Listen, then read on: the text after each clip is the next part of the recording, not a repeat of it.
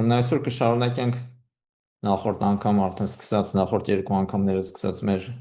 առաջին գլուխը, որը որ վերաբերվում է մոդելավորմանը, որը հիմնված է գաղության բաշխումների վրա։ Ուրեմն նախորդ երկու դասերի ընթացքում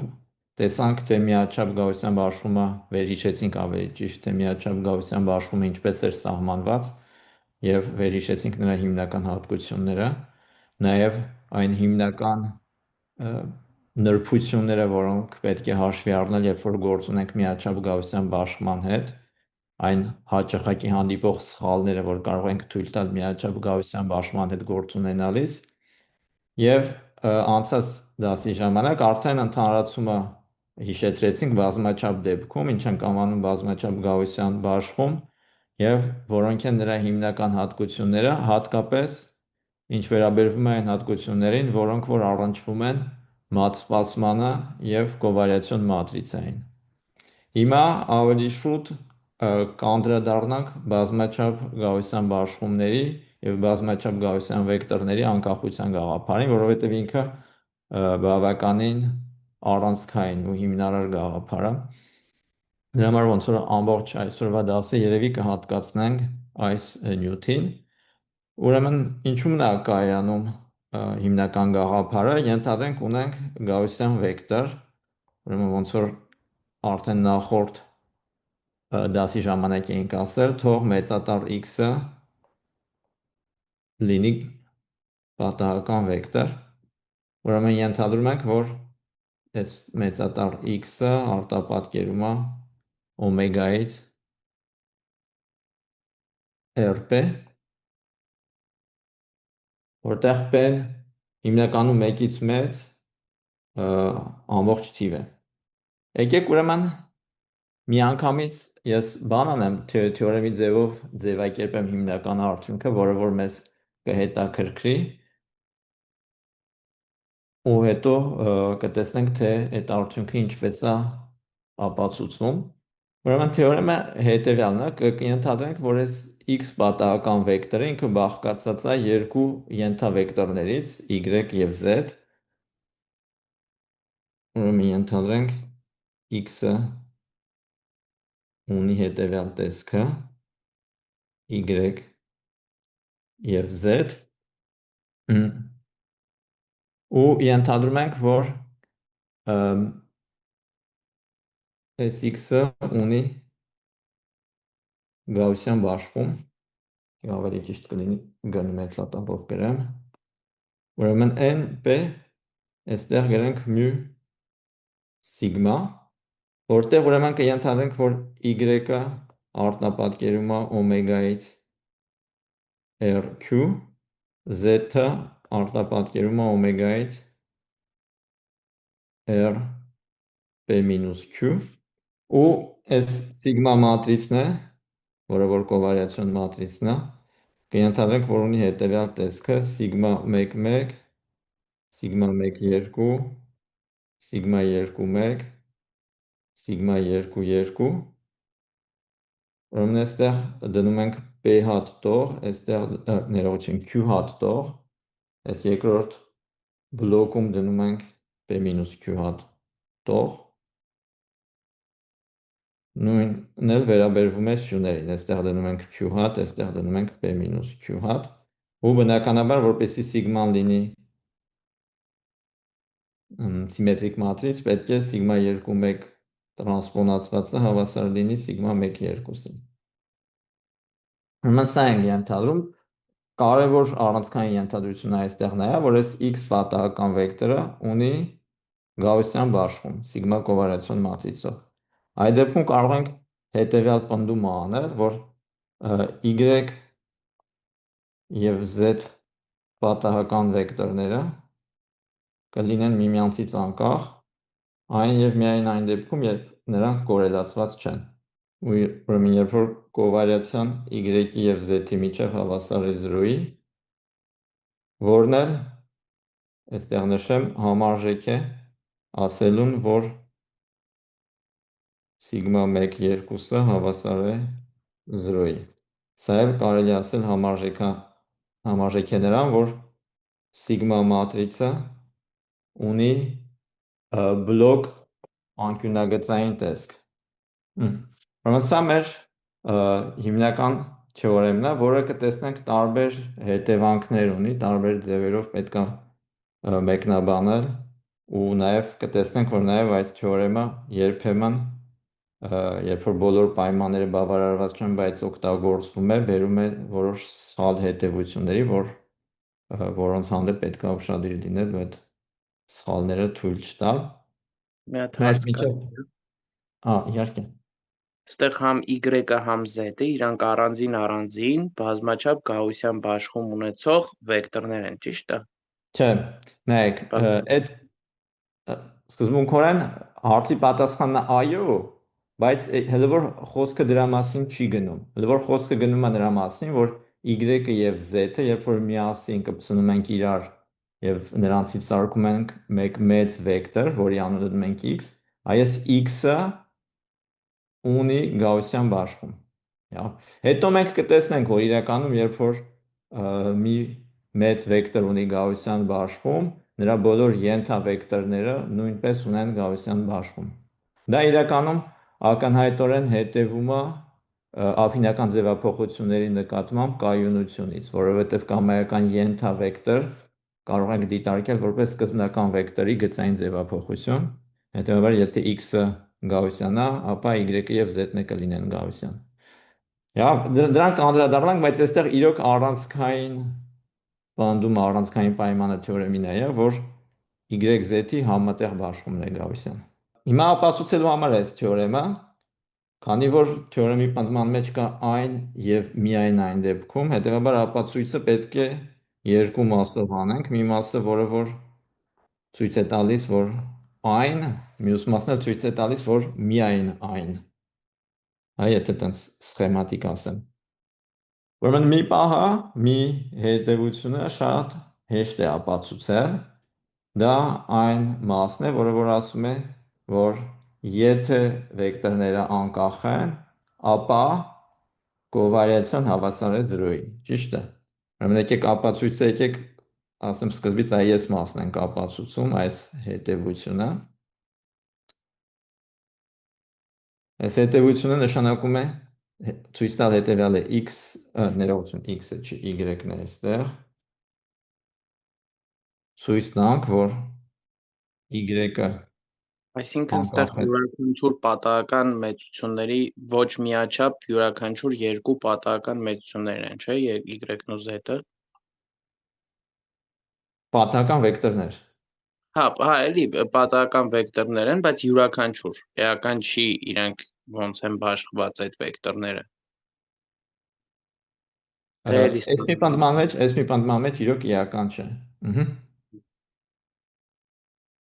Եկեք ստեղալ գրեմ, sense գրեմ ստեղ 0, որպեսզի ամեն ինչ ավելի հասկանալի լինի, այս կլինի 0 մատրիցի իրականում Q անգամ B-Q չափանի։ Որն առաջինը սա ենք ուզում ցույց տանք, սա իրոք, ինչպես դուք նշեցիք, մի պնդում է, որը որ տեղի ունի կամայական վեկտորների զույգի համար, եթե ունենք միմյանցից անկախ երկու կամայական վեկտոր, բացարձակապես կարևոր չի, թե նրանց բաշխումը ինչպիսին է, այդ դեպքում նրանց կովարիացիան հավասար է 0-ի, ու սրա ապացույցը կարող ենք ուղղակի արագ գրել վերհիշելու համար, որ թարմացնենք հիշողությունները, գալիս է նրանից, որ երբ որ կովարիացիան y-ի եւ z-ի միջև նայում ենք, սա բանաձևով կարելի է գրել որպես մատսպասում y անգամ z տրանսպոնացված հանած մատսպասում y անգամ մատսպասում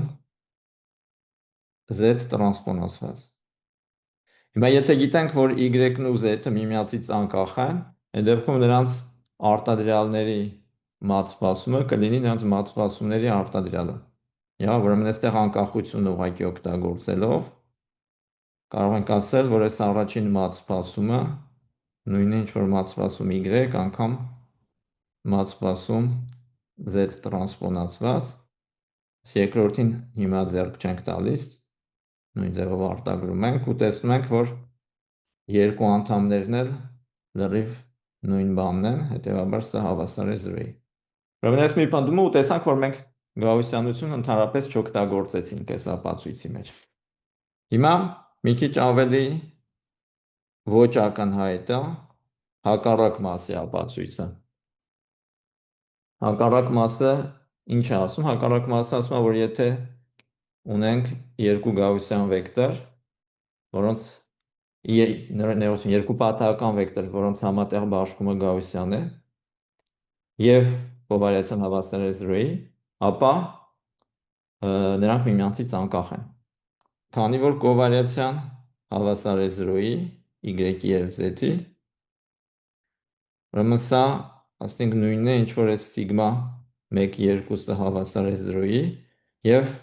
հետեւաբար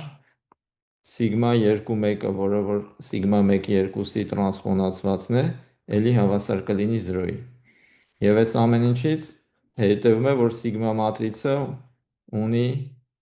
բլոկներով անկյունագծային տեսք, այսինքն այստեղ կլինի սիգմա 1-1, հետո մի հատ զրոյական մատրից, այստեղ էլ զրոյական մատրից, եւ այս մի մասում կլինի սիգմա 2-2։ Այս տիպի մատրիցները, որոնք որ բլոկներով անկյունագծային են, եւ գիտենք նաեւ, որ այս սիգմա մատրիցը պետք է լինի դրական որոշյալ, այստեղից հետևում է, որ իր անկյունագծային բլոկների վրա գտնվող մատրիցները էլի պետք է լինեն դրական որոշյալ։ Այսինքն սիգմա 1-1-ը եւ սիգմա 2-2-ը եւս պետք է լինեն դրական որոշյալ։ Սա միգուցե առիթ չի եղել ձեզ տեսնելու, բայց բավականին հեշտ ապացուցվող պնդում է, որ եթե ինչ-որ մատրից դրական որոշյալ է, ապա նրա կամայական ենթամատրից, որը որ այսինքն սրան հաճախ անվանում են գլխավոր մինոր,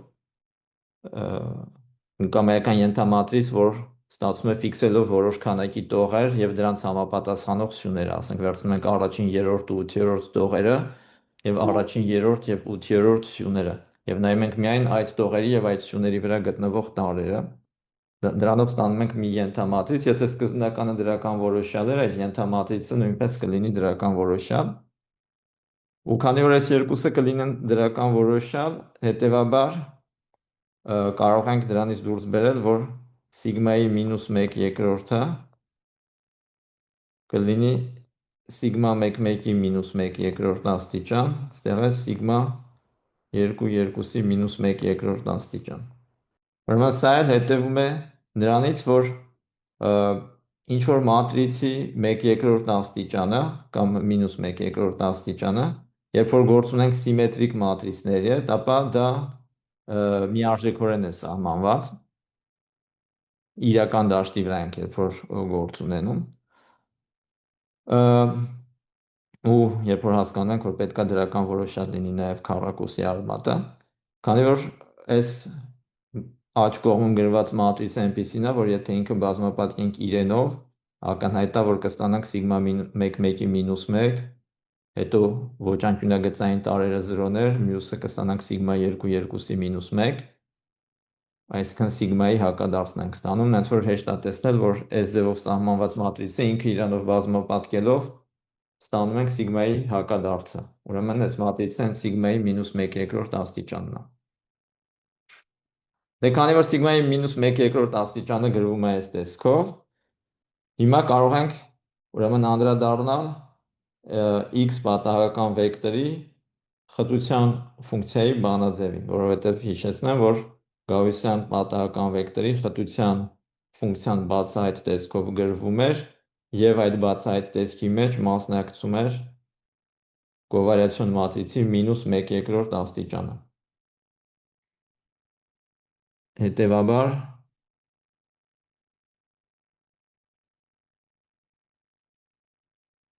x պատահական վեկտորի խտության ֆունկցիան հետևյալը, եկեք նշանակենք սենց f ինդեքս x-ով, x կետում, գիտենք, որ այս պետք է հավասար լինի ինչ-որ հաստատուն, թե այս հաստատունը ինչի է հավասար, այս պահին այդքան էլ կարևոր չի, դրա համար ասենք c, ուստեղ պետք է լինի էքսպոնենտ -1 երկրորդ նորմ սիգմայի մինուս 1 երկրորդ անգամ x մինուս մյու նորմի քառակուսի։ Դա ես ուղղակի հիշեցրեցի բանաձևը, Գaussian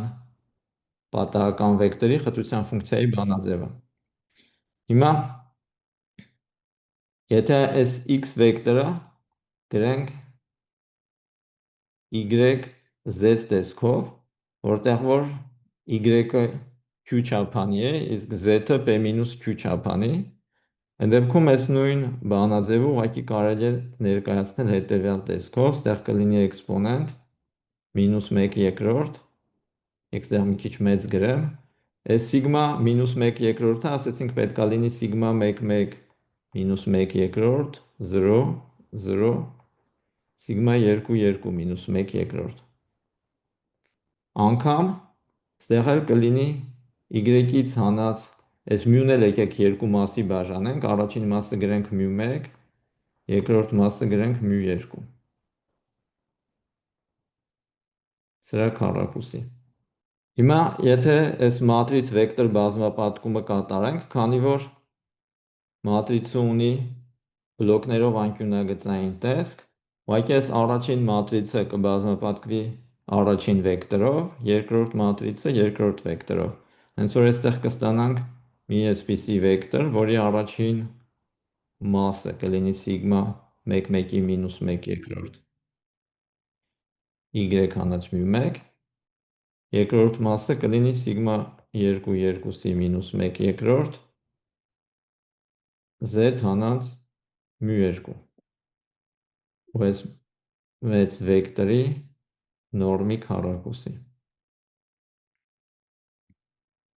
Ուրեմն եթե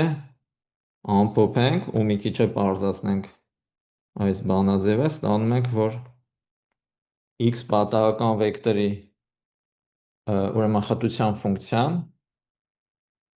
գրում է ոնց որ հաստատուն անգամ էքսպոնենտ Այստեղ երբ որ ունենք մի վեկտորի նորմի քառակուսին, բնականաբար ու այդ վեկտորն էլ երկու ենթավեկտորներից է բաղկացած, բնականաբար կարող են գրել առաջին ենթավեկտորի նորմի քառակուսի գումարած երկրորդ ենթավեկտորի նորմի քառակուսի։ Այստեղ կտա սիգմա 1 1-ի մինուս 1 երկրորդ y մինուս մյու 1 հանած 1 երկրորդ սիգմա մինուս 1 երկրորդ z հանած մյու 2-ի քառակուսի։ Ուրեմն այս ամեն ինչի արդյունքում հետևյալ բանը ստացանք, այսպես ասեմ, գոյություն ունեն φ1 եւ φ2 ֆունկցիաներ, որոնք հետևյալ բանաձևն են մեզ տալիս fx-ը եթե դիտարկենք y-z կետում, այսպես y-z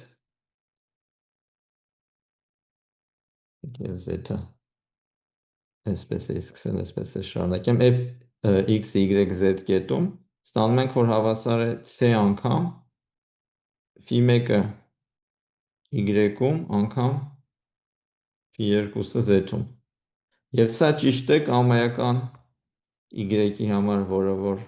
վերցրել ենք RQ-ից և կամայական z-ի համար, որը որ վերցրել ենք RP-Q-ից։ Ուրեմն երբ որ ստանում ենք այսպիսի վերլուծություն արտադրյալի տեսքով մեր համատեղ խտության ֆունկցիայի, սա որպես վարժություն կարող եք դիտարկել, սրանից կարող եք դուրս բերել, որ y-ը և z-ը միմյանցից անկախ պատահական վեկտորներ են, կարող եք սրանից դուրս բերել նաև, որ y-ի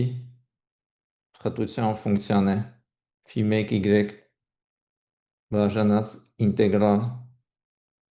φ1 ու du եւ z-ի խտության ֆունկցիան է φ2z բաժանած ինտեգրալ φ2 ու d։ Հա, ուրեմն ես հիմա ցած հաշվարկները բոլորը այստեղ մանրամասնորեն կատարեցի։ Եթե մի քիչ արագ դուք հետո կարող եք վերանայել այս ամեն ինչը ու ինձ թվում է պետքա որ անհասկանալի բաներ չմնան, եթե մնան կարող եք հետո էլի քննարկել, բայց եկեք հիմա ուղղակի շատ արագ երկու բառով վերադառնամ ապացույցին, վերանայենք ապացույցը ուղղակի գլխավոր միտքը հասկանալու համար։ Գլխավոր միտքը կայանում է նրանում, որ եթե ունենք երկու պատահական վեկտոր, որոնց համատեղ բաշխման խտության ֆունկցիան մեզ հայտնի է, եթե ուզում ենք ցույց տալ, որ այդ երկու պատահական վեկտորները միմյանցից անկախ են, պետք է ցույց տանք, որ նրանց համատեղ խտության ֆունկցիան կարելի է ներկայացնել արտադրյալի տեսքով։ Այնպեսին, որ արտադրիչներից մեկը կախված է միայն y-ից, իսկ մյուսը միայն z-ից։ Որովհետև նայեք, մենք միշտ կարող ենք արտադրյալի տեսքով գրել, ասելով, որ մեկը կլինի, ասենք, y-ի խտության ֆունկցիան, իսկ մյուսը կլինի z-ի պայմանական խտության ֆունկցիան y պայմանով։ Բայց այդ դեպքում ոնց որ մի արտադրիչը կախված կլինի ինչպես y-ից, այնպես էլ z-ից։ Այստեղ շատ կարևոր է, որ գրվի արտադրյալի տեսքով, որտեղ որ առաջին արտադրիչը միայն y-ից է կախված, երկրորդ արտադրիչը միայն z-ից։ Ու այն փաստը, որ մենք այս մատրիցի մեջ, նայեք այստեղ, այս մատրիցը որ կար, այս մատրիցի մեջ մեր ոչ անկյունագծային բլոկները, այս բլոկը ու այս բլոկը հավասար են 0-ի։ Քանի որ այս բլոկները հավասար են 0-ի, երբ որ մենք արդեն այս էքսպոնենտի մեջ եղած քառակուսային ձևը բացեցինք, հենց եղավ, որ y-ի ու z-ի արտադրյալով անդամները անհետացան այս 0-ների պատճառով։ Մնաց մենակ y-ի քառակուսիով անդամ ու z-ի քառակուսիով անդամ, y անգամ z չմնաց։ Ու դրա շնորհիվ էր, որ մենք ստացանք անկախություն։ Այսինքն փաստորեն այս մատրիցի մեջ կովարիացիոն այն փաստը, որ ոչ անկյունագծային տարրերը 0-ի էին, բերեց նրան, որ խտության ֆունկցիան գրվեց արտադրյալի տեսքով, հետևաբար դրանից ստացանք անկախությունը։ Եվ սա մասնավորապես ցույց է տալիս, որ շատ կարևոր էր այստեղ այն նախապայմանը, որ համատեղ բաշխումը գաուսյան է։ Եթե համատեղ բաշխումը գաուսյան չլիներ, մենք հենց այս առաջին տողը, որ այստեղ գրված է, չենք կարողանա գրել։ Այս առաջին տողը չենք կարողանա գրել։ Եթե այս առաջին տողը չգրենք, բնականաբար հետագա դատողություններն էլ չենք կարողանա կատարել։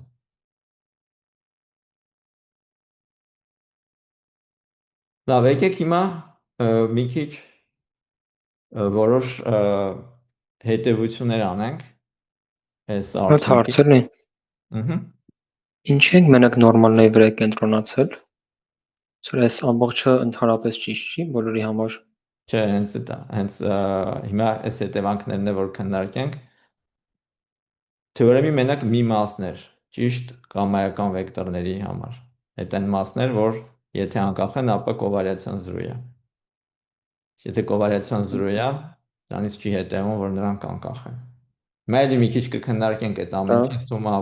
ավելի հստակ կդառնա, հենց ես դրա համար ուզում եմ այս ամեն ինչի վրա կենտրոնացել եմ, որովհետև նկատել եմ, որ իրոք ոնց որ կարիքը կա տարբեր դասընթացներում այս թեման արծարծվում է, բայց ես միշտ նկատել եմ, որ ոչ միշտ է պետք եղած նստվածքը թողնում, էլի։ Եկեք նայենք ինչ հետևանքներ կան հետաքրքիր։ Հետևանք 1։ Ուրեմն սա պարզ հետևանք է, բայց պրակտիկայում հաճախ կիրառելի։ Ուրեմն եթե x-ը բազմաչափ գաուսյան վեկտոր է եւ սիգմա պարամետրներով, որտեղ սիգմա մատրիցը ունի անկյունագծային տեսք, անկյունագծային, եկեք ենթադրենք այսպիսի տեսք ունի. սիգմա 1 քառակուսի սիգմա 2 քառակուսի եւ այլն, սիգմա p քառակուսի, իսկ բոլոր մյուս անդամները հավասար են 0-ի, ապա սրանից կարող ենք ենթադրել, որ x-ի կոորդինատները միմյանցից անկախ պատահական մեծություններ են։ Եվ դրան գումարած կարող ենք ավելացնել, որ կլինեն գաուսյան բաշխված։ Ես այսպես կգրեմ, ուրեմն x-ին, այստեղ կգրեմ ind, որ independent են, եւ ամեն մի x-ին ունի n mu i sigma i քառակուսի։ Ասենք սա օրինակ ինքը հատկություն է, որը որ յուրահատուկ է գաուսյան բաշխումներին։ Եթե վերցնենք մեկ այլ x պատահական վեկտոր, որի կովարիացիոն մատրիցը ունի այսպիսի անկյունագծային տեսք, դրանից միմիայն կարող ենք եզրակացնել, որ կոորդինատները չկորելացված են։ Չենք կարող եզրակացնել, որ կոորդինատները անկախ են։ Իսկ եթե x-ը բացի ուղղակի կամայական վեկտոր լինելուց, նաև գաուսյան բաշխում ունեցող պատահական վեկտոր է, դեպքում չկորելացվածությունից հետևում է նաև անկախություն։ Եվ եկեք ուրեմն որպես դիտարկում ես սիրում եմ սենց մի քիչ ակներև ձևով էս ամեն ինչը գրել, որ իրականում սա երևի տարբեր նույնիսկ էկոնոմետրիկայի դասերի ժամանակ կարծում եմ սրա վրա պետք է որ դասախոսները կենտրոնացած լինեն ահագին, որ չկորելացվածություն սրանից չի հետևում անկախություն։ Չնայած իրականում էկոնոմետրիկայի դասի ժամանակ երևի ավելի շատ խոսում են նրա մասին, որ չկորելացվածությունից չի հետևում պատճառահետևանքային կապ, բայց այս մասն էլ է իրականում շատ կարևոր, չկորելացվածությունից չի հետևում նաև անկախություն։ Հակառակը ճիշտ է, չէ՞։ Ուրեմն այստեղ չի հետևում, սա պետք է գրենք որպես ժխտում, իսկ հակառակը պարզ է, չէ՞, բոլորի համար, որ անկախությունից իրականում այստեղ հետևում է չկորելացվածություն։ Բայց հիմա օրինակ այս թեորեմի շնորհիվ այս մի պնդումը, որ չկորելացվածությունից չի հետևում անկախություն, կարող ենք մի քիչ համալրել հետևյալ պնդման, որ եթե ունենք չկորելացվածություն ու էլի մի քիչ ինչ-որ բան, ու այդ ինչ-որ բանը համատեղ գաուսյան բաշխում ունենալն է, եթե այս երկուսը միաժամանակ տեղի ունեն, այդ դեպքում սրանից հետևում է անկախություն, ու եթե ուզում ենք ոչ միայն հետևություն ստանալ, այլ համարժեքություն, կարելի է այստեղ այս անկախությանը ավելացնել անհատական գաուսյանություն։ Այդ դեպքում սա լինում է համարժեքություն։ Նայեք, իրականում եթե պատահական վեկտորը ունի գաուսյան բաշխում, դրանից միանգամից հետևում է այս մասը, որ նրա կոորդինատներն էլ կունենան գաուսյան բաշխում։ Այստեղ էլի հակառակը ճիշտ չի։ Անկախությունից հետևում է չկորելացվածություն, դա էլ է ճիշտ, ասենք այս անկախությունից հետևում է չկորելացվածություն։ Բայց եթե ուզում ենք երկկողմանի սլաք ունենալ, այդ դեպքում պետք է միաժամանակ մի կողմում գրել չկորելացվածություն եւ գաուսյան բաշխում համատեղ, մյուս կողմում գրել անկախություն եւ անհատական գաուսյան բաշխում։ Անդարելեն մեծ հարց կարելի է։ Իհարկե։ Ես ուզում եի հարցնել, այստեղ սիգման, որ ունի անկյունագծային տեսք, մենք գիտենք, որ կամայական պատահական վեկտորի համար սիգման ինքը դրական որոշյալ է, այսինքն իր համար կարելի է իր սեփական արժեքներով վերլուծություն անել։ Ուզում եի հարցնել, այսինքն ինչ-որ բազիսի փոփոխություն, որտեղ որ իր սեփական վեկտորներով բազիսի կանցնենք, այնտեղ իր սիգմա մատրիցը կլինի անկյունագծային, ինչ-որ տենց ձևափոխություն հնարավոր է անել, որի դեպքում այս հետևանքը կաշխատի։ այո, պատասխանը այո, եւ դա հենց նա է, ինչ որ անելու ենք մի քիչ ավելի ուշ, ու դա հենց այն է, ինչ անվանում են principal component analysis։ Մի փոքր հետևանքել անենք, հետևանքել նշենք, ու հետո մի վարժություն միասին ուղղակի լուծենք։ Հետևանք 2։ Երկանում հիմա որ հետևանքը ձևակերպեմ, դες կարող է թվա, թե այս հետևանքը արդեն թեորեմի մեջ ձևակերպված էր, բայց որ մի քիչ խորը մտածում ենք, տեսնում ենք, որ չի համընկնում թեորեմի ձևակերպման հետ։ Ուրեմն հետևանքը հետևյալն է, որ եթե ունենք երկու վեկտոր, ասենք y, որը որ ունի գաուսյան բաշխում q չափանի μy եւ այստեղ ասենք իր կովարիացիոն մատրիցը գրենք սիգմա y այս տեսքով եւ մեկ այլ պատահական վեկտոր z, որը ունի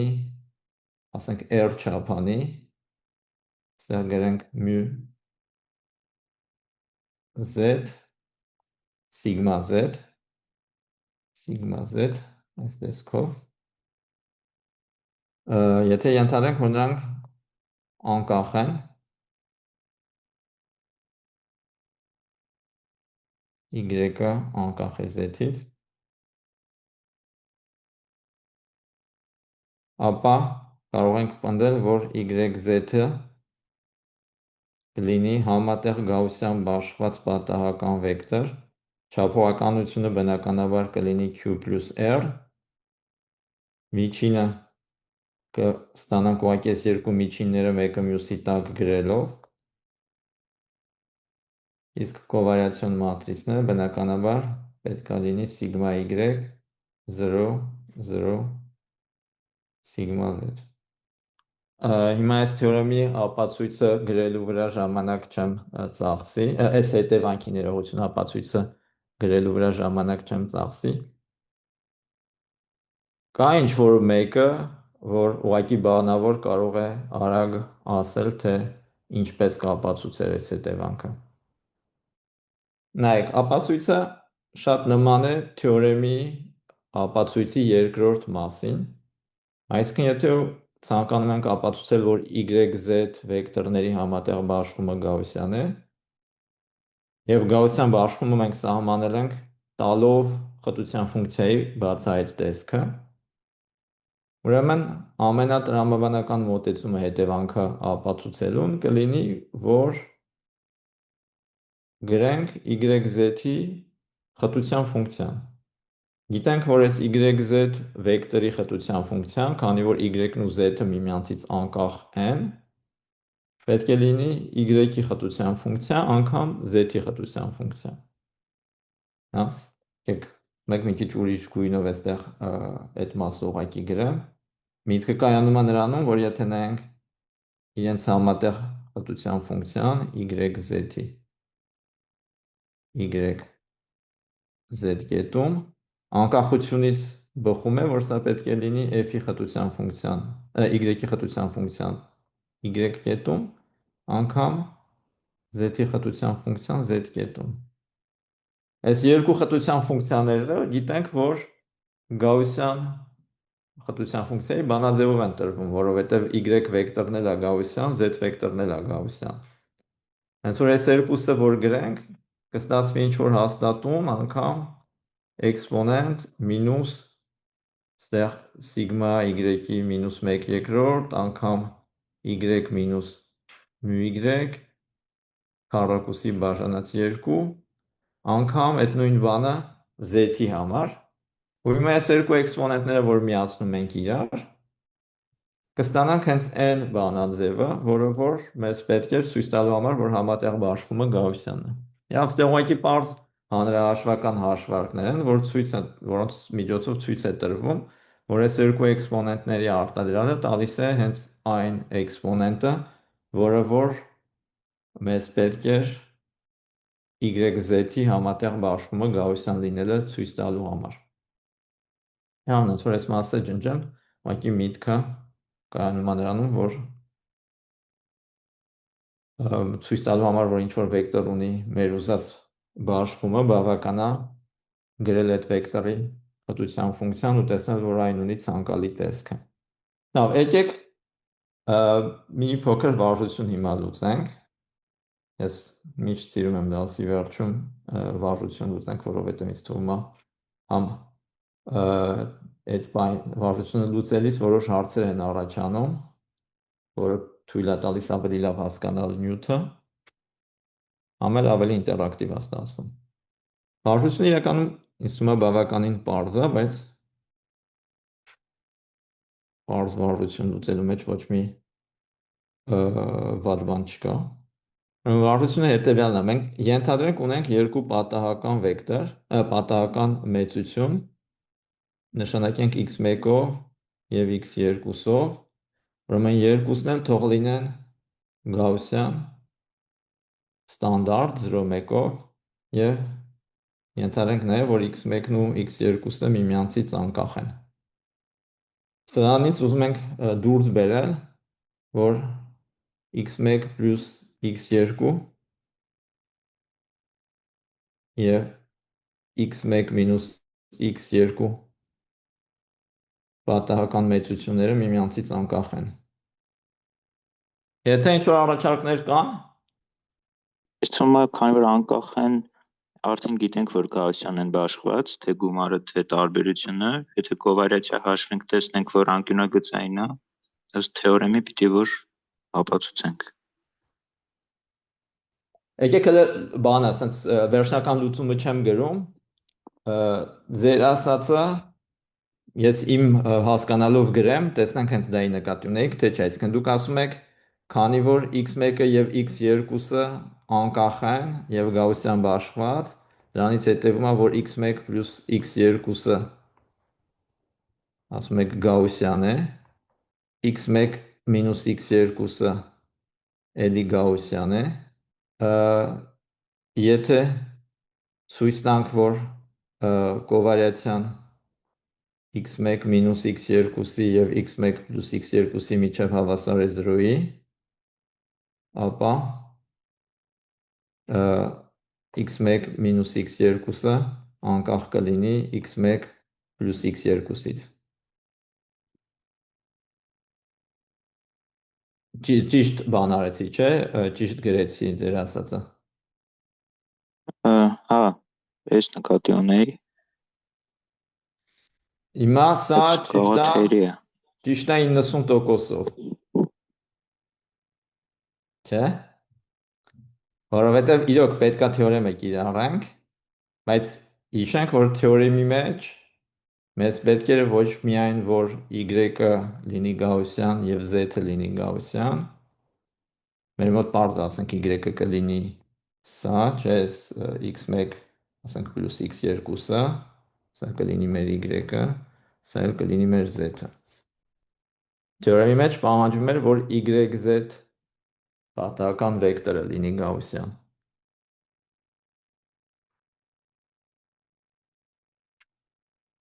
Բայց դա էլ խնդիր չի, չէ, ոնց որ։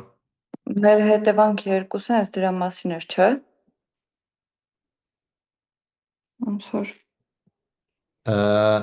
նայեք, հետևանք երկուսը ավելի շուտ նրա մասին էր, որ x1, x2 վեկտորը կլինի գաուսյան։ Բայց ճիշտ եք ասում, այս հետևանք երկուսն էլ է պետք։ Ուրեմն նայեք, քանի որ x1 և x2-ը գաուսյան են, ուրեմն անկախ և գաուսյան, սրանից հետևում է օգտագործելով հետևանք երկուսը, որ x1, x2 պատահական վեկտորը էլի կլինի գաուսյան, երկու չափանի, միջինը կլինի 0, 0, կովարիացիոն մատրիցը կլինի 1, 0, 0, 1։ Համաձայն եք, չէ՞ սրա հետ։ ահա, Հիմա մենք սրանից ուզում ենք դուրս բերել, որ մեկ այլ պատահական վեկտոր, որի առաջին կոորդինատը կլինի x1 պլյուս x2, երկրորդ կոորդինատը կլինի x1 մինուս x2, այդ նոր պատահական վեկտորը նույնպես կունենա գաուսյան բաշխում։ Սա ուրեմն հետևանք 2-ից չի բխի, սա մեկ այլ հատկությունից կբխի։ Կարող եք նշել որ հատկությունից։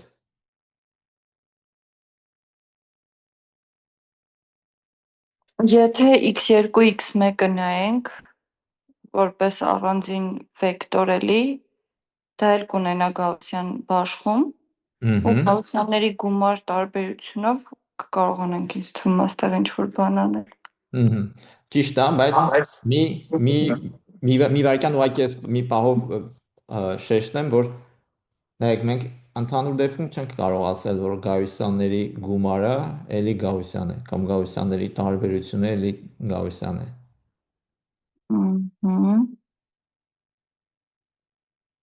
Հասկացա խնդիրը։ Մեկ ուրիշը ոնց որ մի առաջարկ ուներ, ես ընդհատեցի, կներեք, կարող եք կրկնել։ Հիշում եք, ասել էինք, որ գաուսյան բաշխումը կայուն է գծային ձևափոխությունների նկատմամբ, չէ՞։ Նայեք, այս վեկտորը, որ մեզ հետաքրքրում է, ինքը իրենից ներկայացնում է աֆինական կամ գծային ձևափոխություն այս վեկտորի x1, x2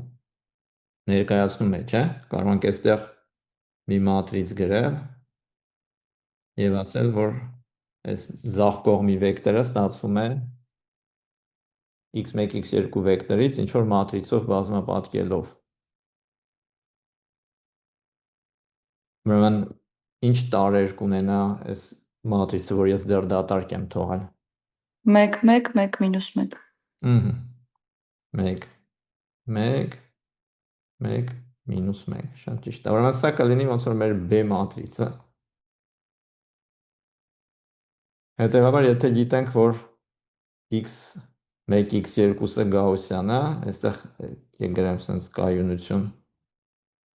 աֆինական ձևափոխությունների նկատմամբ, ստեղից հետևում է, որ այս նոր վեկտորը x1 + x2, x1 - x2 էլի կունենա գաուսյան բաշխում, ինչ որ եկեք ստեղ գրեմ μ սիգմա։ Այս պահին մեզ իրականում կարևոր չի, թե այս մյուն ու սիգման ինչ տեսք ունեն։ Մեր համար ուղղակի կարևոր է, որ համատեղ բաշխումը գաուսյան է։ Հիմա կարող ենք արդեն շարունակել, որ մյուս կողմից, եթե հաշվենք կովարիացիան x1 + x2, x1 - x2-ի միջև, քանի որ մենք գիտենք, որ բոլոր պատահական մեծությունները, որոնք որ ներգրավված են այս արտության մեջ, ունեն 0 միջին, կովարիացիան ուղղակի կլինի արտադրյալի մատ սպասումը, ճիշտ է։ Հենց որ սա ուղղակի կլինի մատ սպասում x1 + x2 անգամ x1 - x2։ Սա կլինի x1-ի քառակուսի հանած x2-ի քառակուսի։ Կարանք մատ սպասումները առանձնացնենք, չէ, գրենք ստեղ x1-ի քառակուսի հանած մատ սպասում x2-ի քառակուսի։ Ու քանի որ գիտենք եւ x1-ն է գաուսյան 0,1 եւ x2-ն է գաուսյան 0,1, հետեւաբար այս մատ սպասումը քառակուսը, որ գրված է այստեղ, սա ուղղակի դիսպերսիան է այդ գաուսյան բաշխման։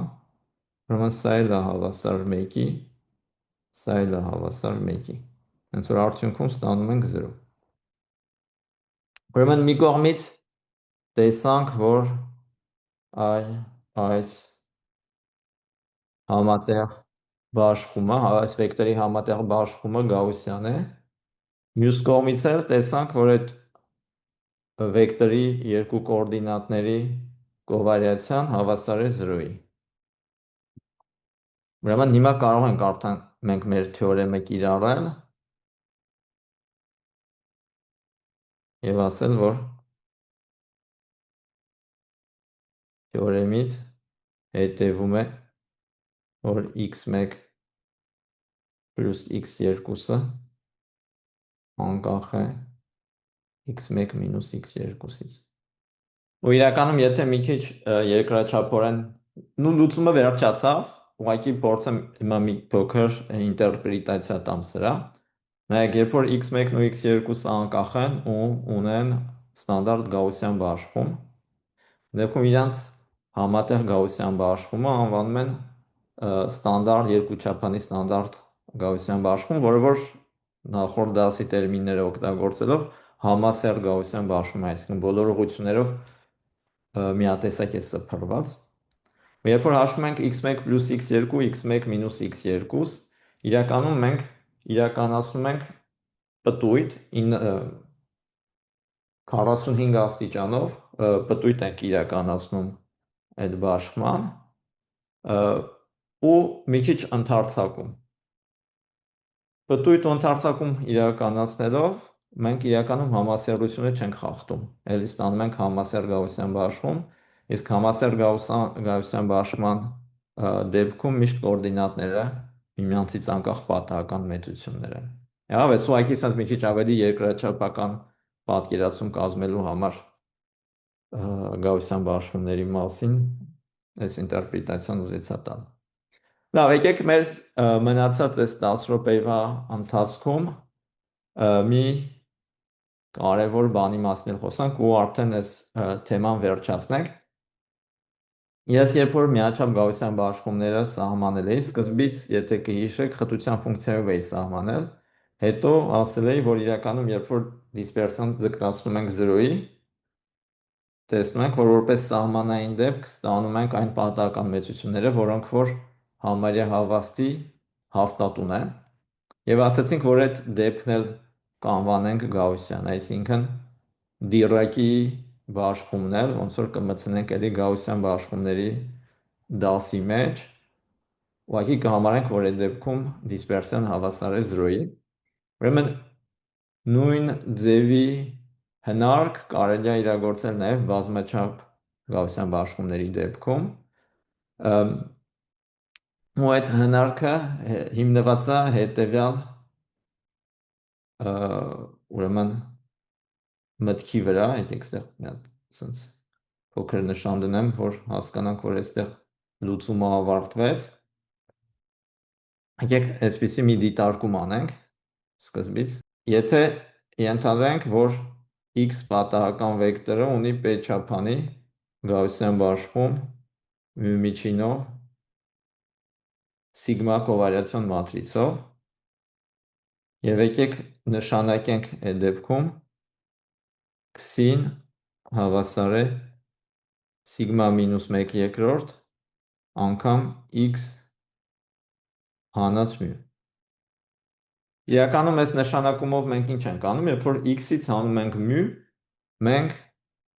պատահական վեկտորից հանում ենք իր միջինը։ Դրա համար ասում ենք զուգահեռ տեղափոխություն ենք իրականացնում դեպի կենտրոն։ Սրան հաճախ ասում ենք մենք ուղղակի կենտրոնացնում ենք։ Անգլերեն ասում են centering, այստեղ centering ենք իրականացնում պատահական վեկտորի։ Իսկ երբ որ սիգմա մինուս 1/2-ով ենք բազմապատկում, մենք փորձում ենք նաև միաժամանակ սեղմում եւ պտույտ անել, որպեսզի ինչ որ առումով փորձենք համասեռություն ապահովել տարբեր ուղղություններով։ Ուրեմն սրա արդյունքում, քանի որ սա աֆինական ձևափոխություն է, ուրեմն կայունությունը աֆինական ձևափոխությունների նկատմամբ այդ հատկությունից հետևում է, որ x-ին էլի կունենա գաուսյան բաշխում p չափանի։ Հիմա եթե միջինը հաշվենք, շատ հեշտությամբ կտեսնենք, որ կստացվի 0, իսկ կովարիացիոն մատրիցը պետք է ուրեմն վերցնենք, նայեք այդ կայունության բանաձևի մեջ այս մասը b մատրիցներ։ Հենց որ կայունության բանաձևի մեջ պետք է գրենք b անգամ սիգմա անգամ b տրանսպոնացված, չէ, տենց էր բանաձևը։ Հիմա b-ն ստացվում է սիգմա մինուս 1/2 անգամ սիգմա անգամ սիգմա մինուս 1/2։ Ու այս արտադրյալը, քանի որ այս սիգման մեջտեղի մենք միշտ կարող ենք գրել որպես սիգմայի 1/2 աստիճան անգամ սիգմայի 1/2 աստիճան, այս աճի ու ձախի սիգմա մինուս 1/2-ների հետ սա կստացվի միավոր մատրից P չափանի։ Նենց որ ստանում ենք, որ այս քսին ունի P չափանի գաուսյան բաշխում և եթե հիմա փորձենք մենք x-ը արտահայտենք քսիի միջոցով, կտեսնենք, որ x-ն է գրվում է որպես μ գումարած սիգմայի 1/2 անգամ քսի։ Ուրեմն նայեք, այս հաշվարկներով ես ինչ ցույց տվեցի։ Ես ցույց տվեցի, որ եթե մենք օգտագործում ենք մեր սկզբնական սահմանումը բազմաչափ գաուսյան բաշխման, որը որ գործում է միմիայն դրական որոշյալ սիգմաների համար, ապա եթե x-ը ունի P չափանի գաուսյան բաշխում, գոյություն ունի ստանդարտ գաուսյան բաշխում ունեցող քսի պատահական վեկտոր, այնպիսին, որ x-ը գրվում է այս տեսքով։ Սա ոնց որ հետևանք էր սկզբնական սահմանման, բայց հիմա կարող ենք այսպիսի հնարք, մտավոր հնարք ոնց որ իրականացնել, այս վերջի գրածը կարող ենք մենք ուղղակի ընդունել որպես սահմանում։ Եվ սա կտա գաուսյան բաշխման մի քիչ ավելի ընդհանուր սահմանում, կասենք, որ x-ը ունի P չափանի գաուսյան բաշխում μ սիգմա պարամետրներով, որտեղ μ-ն P չափանի վեկտոր է, իսկ սիգմայի համար հիմա ոչ թե կպահանջենք, որ լինի դրական որոշյալ, այլ ուղղակի կսահմանենք, որ կպահանջենք, որ լինի կիսադրական որոշյալ։ Դրա համար ես մեծ կամ կլոր մեծ կամ հավասար 0 կգրեմ, էլի ոչ թե մեծ 0։ Ուրեմն կասենք, որ x-ը ունի այսպիսի գաուսյան բաշխում, եթե կամ եկեք այսպես անենք, ես ուզում եի գրել, եթե այն ունի նույն բաշխումը, ինչ որ μ + սիգմա 1/2 քսի, բայց դա միանգամայն համարժեք է նրան, որ ասենք, որ եթե գոյություն ունի քսի պատահական վեկտոր, որը որ ունի ստանդարտ գաուսյան բաշխում և x-ը հավասար է μ գումարած սիգմա 1/2 անգամ քսի։ Տեսնում եք, այստեղ հատկանշականը նա է, որ այս վերջի սահմանման մեջ, կներեք, այս բանաձևը, որ ես այստեղ գրեցի, այս բանաձևի մեջ մենք հակադարձ չենք վերցնում, սիգմայի հակադարձ չկա, ի տարբերություն այն ամենաառաջին սահմանման մեջ, որտեղ որ խտության ֆունկցիան էին գրել բազմաչափ պատահական վեկտորի, խտության ֆունկցիայի մեջ սիգմայի -1/2 աստիճան էր մասնակցում։ Այսինքն այդ բանաձևի մեջ անհրաժեշտ էր, որ սիգմա մատրիցի 1/2 աստիճանը լինի հակադարձելի։ Ուրեմն անհրաժեշտ էր, որ սիգման լինի դրական որոշյալ։ Իսկ այս սահմանման մեջ մենք ուղղակի սիգմայի 1/2 աստիճանն ենք վերցնում, 1/2 աստիճան կարող ենք վերցնել կամայական կիսադրական որոշյալ մատրիցից։ Հենց որ այստեղ արդեն բացարձակապես անհրաժեշտություն չկա, որ սիգմա մատրիցը լինի խիստ դրական որոշյալ։ Հիմա եկեք ուղղակի հասկանանք, թե ուղղակի վերջի համար ինչ կարևոր տարբերություններ կան այն դեպքի մեջ, երբ որ սիգման խիստ դրական որոշյալ է և այն դեպքի մեջ, երբ որ սիգման կիսադրական որոշյալ է։ Ուրեմն եկեք այսպես ասենք, երկու դեպք կա, մեկը ասում են ընդհանուր դեպք, մյուսը ասում են վերացերված դեպք հիմնականում, ուրեմն ընդհանուր ամենադեպքը նա է, երբ որ սիգման դրական որոշյալ է, սա համարժեք է նրան, որ ասենք, որ սիգմայի դետերմինանտը խիստ դրական է, սա համարժեք է նրան, որ ասենք, որ ռանգը սիգմայի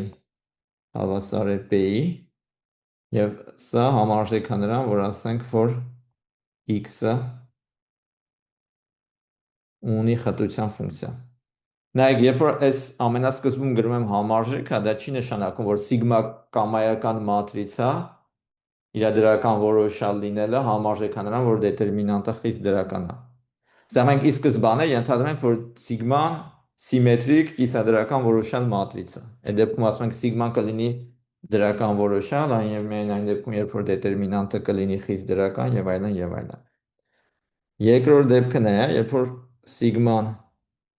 կիսադրական որոշալ է եւ դրական որոշալ չէ։ Այս այն դեպքն է, որ եթե անենք սեփական արժեքների վերլուծություն, ամենափոքր սեփական արժեքը հավասար կլինի 0-ի, այսինքն ինքը նենց չի, որ բոլոր սեփական արժեքները ոչ զրոյական են։ Ուրեմն սա համարժեք է նրան, որ դետերմինանտը սիգմայի հավասար է 0-ի, սա համարժեք է նրան, որ սիգմայի ռանգը խիստ փոքր է p-ից, եւ եթե բաշխման տեսանկյունից նայենք պատահական վեկտորի, սա էլ համարժեք է նրան, որ x-ը չունի խտության ֆունկցիա, բայց գույնը փոխվեց, դա ոչինչ թող կարմիր լինի, որ ավելի ակներև լինի, չունի խտության ֆունկցիա, եւ կարող ենք նույնիսկ մի քիչ ավելի շատ բան ասել, որ այս դեպքում x-ի բոլոր արժեքները մեկ հավանականությամբ կենտրոնացված են RP-ի ինչ-որ աֆինական ենթատարածության վրա, որի չափողականությունը p-ից փոքր է։ Եկեք սա նշեմ, այս մի քիչ այնց advanced բան եմ ասում, այնց որ եթե այդքան էլ հասկանալի չի, շատ մեծ կարևորություն մի տվեք դրան։ Բայց ուզում եմ դա նշել համենայն դեպս, այսպես ասել, որ գոյություն ունի RP-ի p-ից փոքր, խիստ փոքրի նկատի ունեմ ստեղ, չափողականություն ունեցող ենթատարածություն, ուրեմն A, այսպես գրենք, այս A-ն ուրեմն պետք է անկած լինի ու հավասար չլինի RP-ին, այնպիսին, որ հավանականությունը, որ x-ը պատկանում է a-ին, հավասար է 1-ի։ Ուրեմն նայեք, երբ որ Գաուսյան վեկտորը այնպիսին է, որ իր կովարիացիոն մատրիցը դրական որոշալ է, խիստ դրական որոշալ է, այդ դեպքերում այդ Գաուսյան վեկտորը ամբողջ տարածությունը ծածկում է։ Ճիշտ է, շատ հեռու արժեքները կընդունի շատ փոքր հավանականությամբ, բայց մեկ է ոչ զրոյական հավանականությամբ ինքը կամայական արժեքի շրջակայք կարող է գնալ։ Իսկ երբ որ սիգմա մատրիցը կիսադրական որոշալ է եւ խիստ դրական որոշալ չէ, այդ դեպքում որոշ մասեր կա, որ ընդհանրապես այդ մասերում չի հայտնվում այդ պատահական վեկտորը ու իր բոլոր արժեքները ինչ որ ենթատարածության վրա են կենտրոնացված։ Այս պահը բավականին կարևոր պահ է, որ պետք է հասկանալ։